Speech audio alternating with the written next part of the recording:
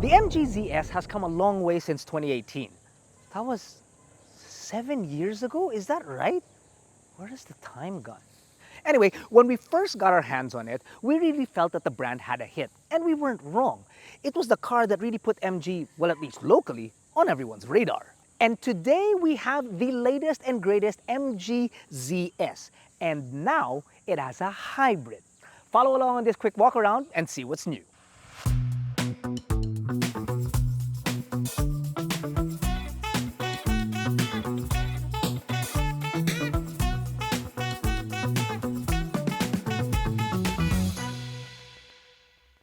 Here is where the new ZS has the biggest change. First, you have a 1.5-liter naturally aspirated 4-cylinder gasoline engine that is paired with an electric motor up front. Now, that system combined produces 194 horses and 250 Newton meters of torque, which we'll get to when we go for a proper behind the wheel. But for now, what I can tell you with the limited time that we've had, the fuel efficiency figures are not bad at all. In the city, with the traffic getting worse, and everybody knows this, it gets roughly about 14 kilometers per liter. On the highway, even better, at 25 kilometers per liter.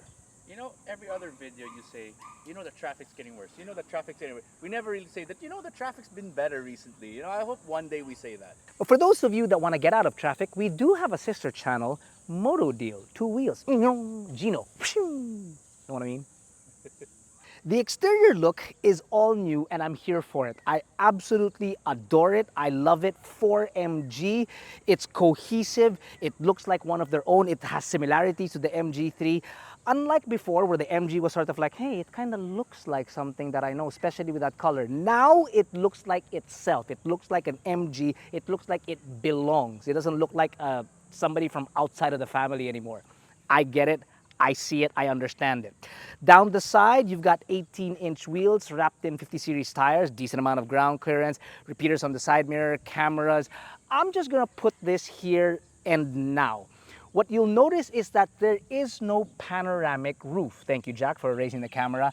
The panoramic roof will come with the Philippine spec MG ZS. This is not the fully Philippine spec MG ZS just yet. But apart from the panoramic roof, everything else that you see here is basically what's going to be sold in the showrooms and on our app, which you can download on iOS and Android, and it's absolutely free. Try it out yourself.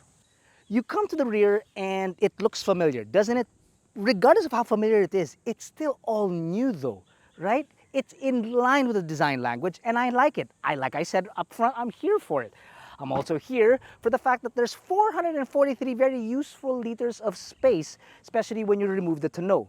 The lip here is all of about an inch and a half, so still no issues when you're loading heavier items. And then of course you can maximize that to over 1,400 liters of space when you fold the second row.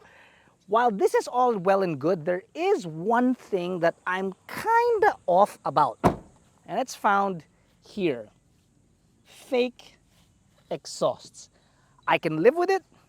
Jack wants to, I can't tell you on camera what he wants to do.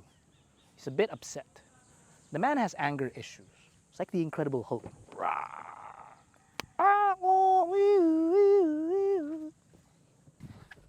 Rear seats, thigh support is good. Leg room is decent. Headroom is like really amazing. Look at that.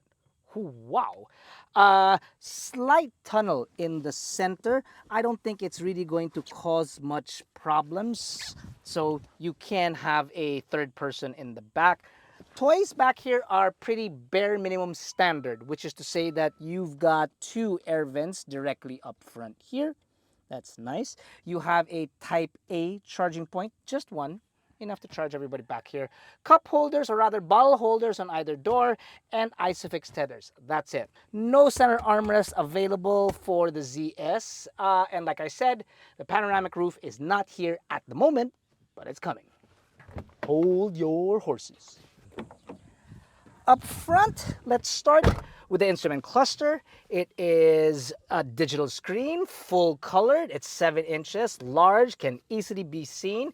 You have a telescopic steering wheel with buttons on your steering wheel to control your audio and your cruise control and even your air. So Jack and I figured, as with most MG products, there is a hack to it that if you press the start button, you can go from air to audio. So you may not have the physical buttons here, you do for the audio, but you don't have physical controls for the air. You can configure this so it's dedicated. So there's that. Then you move on to the infotainment screen, which obviously has a reverse camera. It has Apple CarPlay and Android Auto, and it is 12.3 inches large. And it's great that it's large, but it's not impeding your view at all. Sometimes I find it a little bit too large because the steering wheel kind of gets in the way. But we'll get to that on a proper behind the wheel. Your buttons here down below are matte, which I like and feel very tactile. I like that.